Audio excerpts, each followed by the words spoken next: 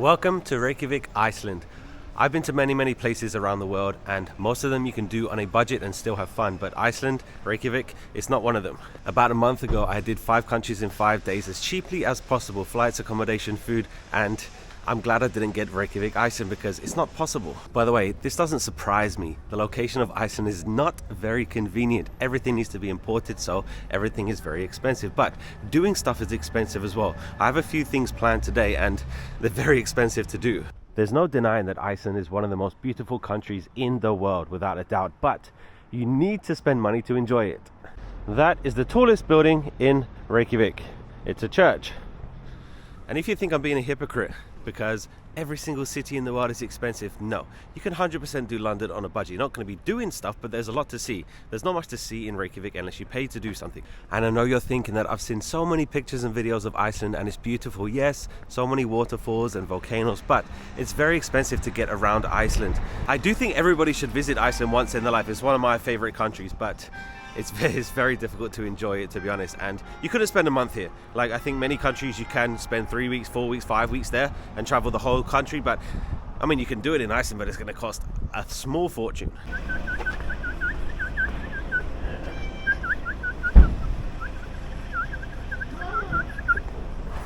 All the cats are friendly though. It's ice cream time. Looks like something from a fairy tale. As you can tell from the title, we are going puffin watching today, and they are native to Iceland. One thing that's not native to Iceland is polar bears.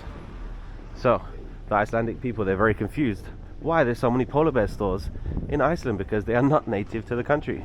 One thing I've noticed is that Iceland wakes up pretty late. It's currently 11:37 in the morning, and as you can see, the streets of the capital city not very busy. And by the way, it's 24 hours sunlight right now because it's June, so the sun does not set in the summer in Iceland. So if you come back at midnight, it will look like this. It will still be sunny. Well, it will still be light outside. I'm on my way to the meeting point for the puffin watching this morning. Hopefully it happens. And maybe you know already, because the title is not going to be I went puffin watching today, because there was a volcano eruption here in Iceland 2 weeks ago, and like the Blue Lagoon's been closed, like so many boat tours, whale watching, like everything's been cancelled for the last few days. So I haven't received an email or any messages saying it's been cancelled, so hopefully it's happening. If you randomly clicked on this video, I did not fly into Reykjavik, Iceland. I took a cruise that ended here in Reykjavik, and yesterday, this is the bus stop where I got kicked off the bus. I was denied entry for some reasons. Go and watch yesterday's video, but yeah, I have yesterday in Reykjavik, today in Reykjavik, then I fly home to London tomorrow. I did a tour of Reykjavik yesterday, and a fun thing that I learned is over there, that's the Prime Minister of Iceland's office. As you can see, no security, it's just on a main street, but the only protected building by armed guards in the whole of Iceland is the US Embassy. I'm not denying that there's so many things to do in Iceland. So of course the Golden Circle, very popular. Northern Lights, of course, world famous. You can't see them this time of year because 24-hour sunlight. South Coast, so many beautiful waterfalls. And of course the Blue Lagoon, which has been closed for like a week or 6 days or something. So make sure, I was going to say make sure that there's no volcano eruptions when you visit, but what are you going to do? Once again, not too many people on the streets of a capital city in Europe on a Friday morning. So they have Joe the Juice here. There is 0 McDonald's in Iceland, but you can get a Subway and you can get a Domino's pizza. Here is the main street for the bars. There's 5 bars on this street, and this is the party area of Reykjavik. And over there I see a cruise ship.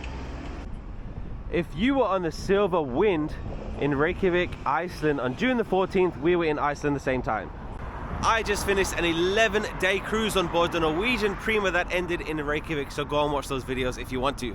If you're wondering why I'm doing puffin watching instead of whale watching, I've done it before a few years ago.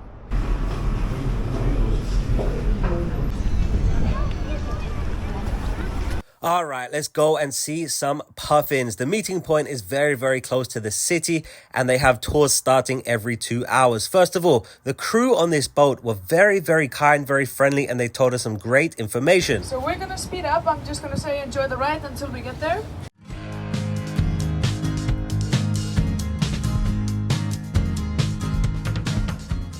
We are on our way to Puffin Island. Let me tell you, it was very windy. The boat was going very fast, but it took around 20 minutes to get there, and it was so much fun. Yep, that was my fun face. So the tour is 1 hour, so it's around 15-20 minutes to get to Puffin Island. We hang around for about 30 minutes and then we go back to Reykjavik. The views were absolutely amazing, surrounded by mountains. We finally saw Puffin Island in the distance, and during this tour I met 2 American girls from Boston, and the one question we had was, how close are we gonna get? And the answer is, this is how close we got.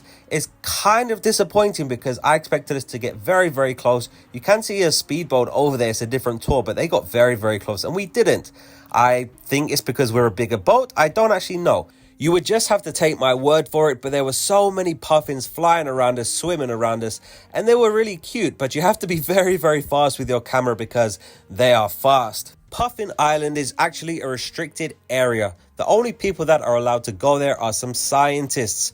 The location is amazing. Look at this view, mountains in the background. The sea wasn't too crazy today, so we was very, very calm. Like I said, we hang around for about 30 minutes. Everybody was given a pair of binoculars, but of course that doesn't help my camera, so I'm sorry about that, but I sat down below for the journey back. Well, that was interesting.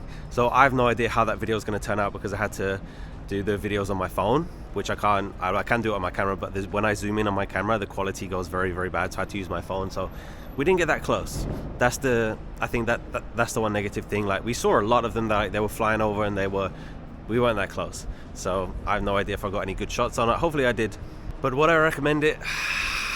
It's really difficult to say because it was a cool experience, but it's, like I said, you're really far away. I expected us to get closer. Like, some of the pictures they showed us is like, they're so close, and it's, I don't know.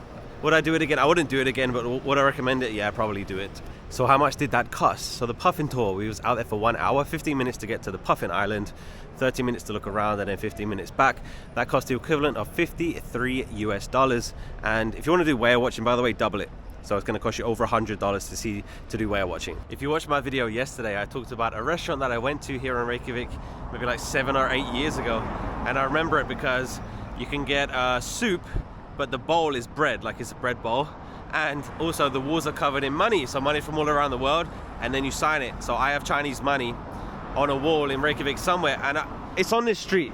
I think it was on this street because over there is the Prime Minister's office, and I remember it was on the same street as the Prime Minister's office, and I've just walked along all this whole street, and there is a restaurant there. There's a restaurant there that has money on the wall, but it's not the one because I remember it was tiny, so it looks like the restaurant's not there anymore. Sad. Where's my money? This place is an information center. I remember coming here before and asking about something. It's crazy that this is the whole country. Reykjavik's over here somewhere. It's tiny. It's so small. 400,000 people live in Iceland, the whole country. Look at this little guy. So that is a college. And it's funny that during the tour yesterday, the tour guide told us that Danish people think that Denmark is Iceland, but only better. And one of the examples is, so education is completely free in Iceland, but in Denmark, people get paid to go to university. I've been asked a lot, what type of camera do I use? I use a DJI Action 3 and Hard Rock Cafe. Never ever been in a Hard Rock Cafe in my life. Christmas shop.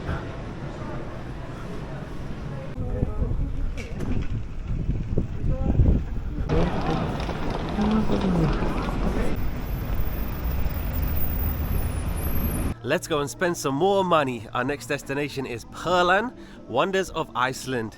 It is a natural history museum. Let's learn about Iceland. Welcome to Perlan. First of all, sorry about the voiceover again, but my friend wanted to go here and I just tagged along. This place was great.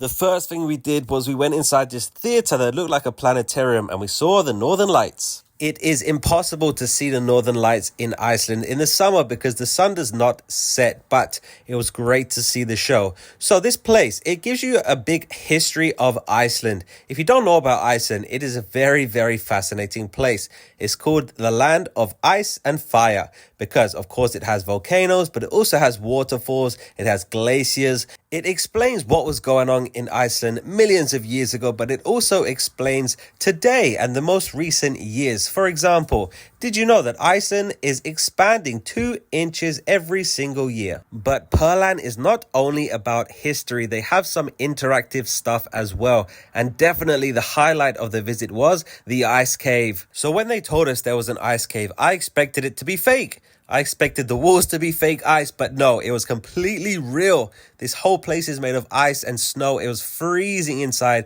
It was so fascinating, like an igloo. The temperature inside the ice cave was a cool -10 degrees. And they have a great photo spot inside. It's an ice throne. Definitely sit on the ice throne and get a great photo. There's a lot more interactive stuff all around the museum. A lot of games for kids. It was very, very educational. It taught you a lot about glaciers, how they're formed, and also volcanoes. So when did they erupt and when they're expected to erupt again, because everything has a prediction. They have a prediction date for every single volcano in Iceland, but it could happen at any time, so beware. They also have a place for you to write a note and hang it up on the wall. I think my note was pretty cool. Another thing that fascinates me about Iceland is animals and wildlife. Because the location of Iceland it's not convenient for humans, so it's definitely not convenient for animals.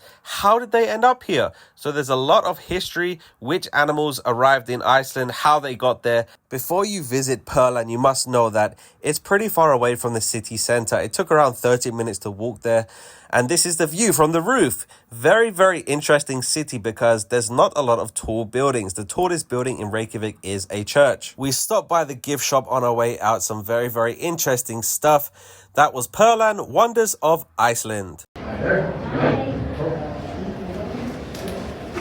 Me and my friend had a great time at Perlan. Tickets for that were around $40 US, so it's not cheap. So this video in this series is going to come to an end at Reykjavik's tallest building. I've been traveling for the last 2 weeks straight, so I have a lot of editing to do.